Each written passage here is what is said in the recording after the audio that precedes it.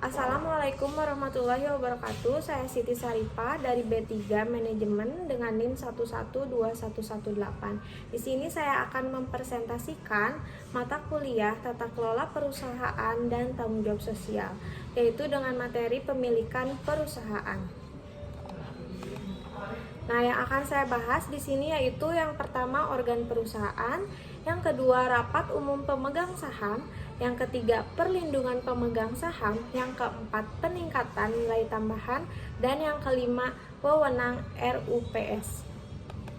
Selanjutnya, organ perusahaan, yaitu komponen-komponen perusahaan yang bertanggung jawab terhadap keberlangsungan perusahaan atau persoalan, terdiri dari menurut Undang-Undang Nomor 40 Tahun 2007 tentang UU PT terdiri dari RUPS, Direksi, dan Dewan Komisaris.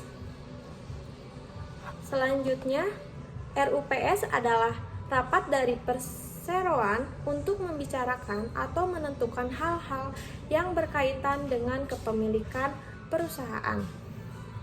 Selanjutnya yaitu direksi. Direksi adalah organ perusahaan yang berwenang dan bertanggung jawab penuh terhadap pengurus perseroan, termasuk mewakili perseroan baik di dalam atau di luar pengadilan.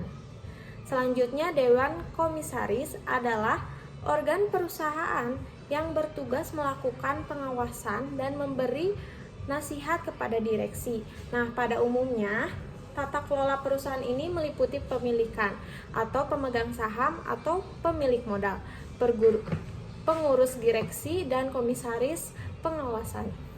Nah, dalam pasal 92 dan pasal 108 Undang-Undang Nomor 40 Tahun 2007 tentang perseroan terbatas menyebutkan direksi dan dewan komisaris dalam hal menjalankan tugas dan wewenangnya harus mengacu kepada kepentingan perseroan, bukan kepada pemegang saham. Keseimbangan akan diperoleh jika tugas dan wewenang masing-masing telah ditetapkan dengan tegas dan harus berpedoman kepada doktrin yang berlaku. Nah, doktrin-doktrin tersebut adalah yang pertama yaitu fiduciary duty yang mengharuskan direksi dan dewan komisaris selalu mendasarkan tindakannya pada itikat baik dan penuh tanggung jawab.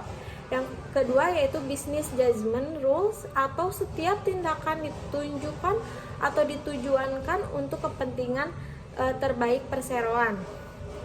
Yang ketiga yaitu virging the corporate veil, atau tindakan direksi atau dewan komisaris yang mungkin harus ditanggung secara pribadi oleh mereka. Yang keempat, ultra and intra vires, atau setiap tindakan direksi dan dewan komisaris harus selalu berdasarkan kewenangan yang mereka miliki atau sesuai dengan tujuan perusahaan. Ultra vires yaitu tindakan di luar kewenangan. Selanjutnya, rapat umum pemegang saham. Nah, untuk menjalankan fungsinya di perusahaan, pemegang saham ini membentuk RUPS sebagai tempat para pemegang saham mengambil keputusan tentang sesuatu berkaitan dengan perusahaan. Isi RUPS adalah terkait organisasi manajemen, kinerja, prospek, personalia perseroan, dan menyangkut kepentingan mereka. Nah, kepentingan pemegang saham ada dua. Yang pertama, perlindungan sebagai investor, dan yang kedua yaitu peningkatan nilai tambah.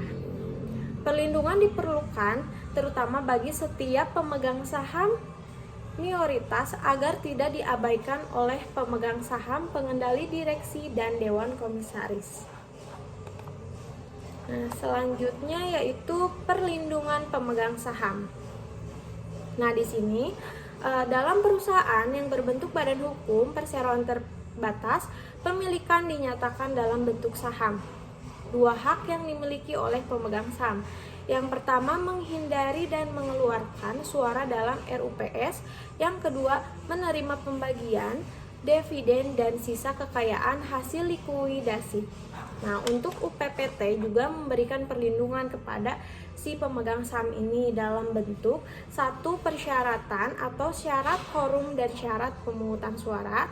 Yang kedua, hak mengajukan gugatan hukum. Yang ketiga, hak meminta sahamnya dibeli dengan harga wajar.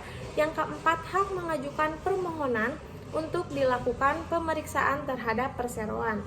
Yang kelima, hak untuk mengajukan usul pembubaran perseroan. Dan yang terakhir yaitu hak meminta diselenggarakannya RUPS tahunan atau RUPS lainnya. Selanjutnya, di sini ada perlindungan pemegang saham. Dalam perusahaan yang berbentuk badan hukum perseroan terbatas, pemilikan dinyatakan dalam bentuk saham. Nah, itu yang tadi ya. Dan selanjutnya itu meningkatkan nilai tambah. Nah, kepentingan selanjutnya dari pemegang saham adalah peningkatan nilai tambah berupa kesejahteraan akan meningkatkan yang bersumber dari satu kinerja perseroan dan yang kedua yaitu pengurus pasar.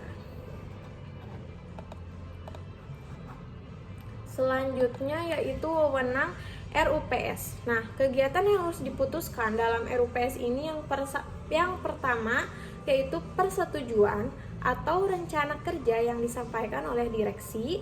Yang kedua, persetujuan juga dapat dilakukan oleh Dewan Komisaris, yaitu terdapat dalam pasal 64.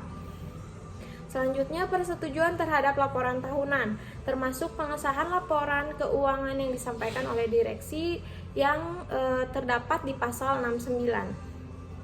Yang ketiga, memutuskan penggunaan laba bersih perseroan yang terdapat pada pasal 71. Dan yang keempat, menentukan besarnya gaji dan tunjangan anggota direksi yang terdapat pada pasal 96 ayat 1. Kewenangan ini dapat dilimpahkan kepada Dewan Komisaris yang terdapat pada pasal 96 ayat 2. Yang kelima, menetapkan besarnya gaji atau honorarium dan tunjangan bagi anggota Dewan Komisaris yang terdapat pada pasal 113. Dan yang keenam, mengangkat dan memberhentikan anggota direksi yang terdapat pada pasal 94 dan 105.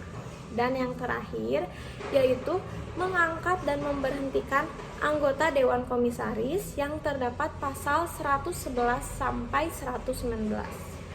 Nah, di sini saya cukup menjelaskan tentang tata kelola perusahaan.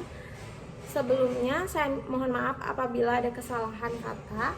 Wassalamualaikum warahmatullahi wabarakatuh.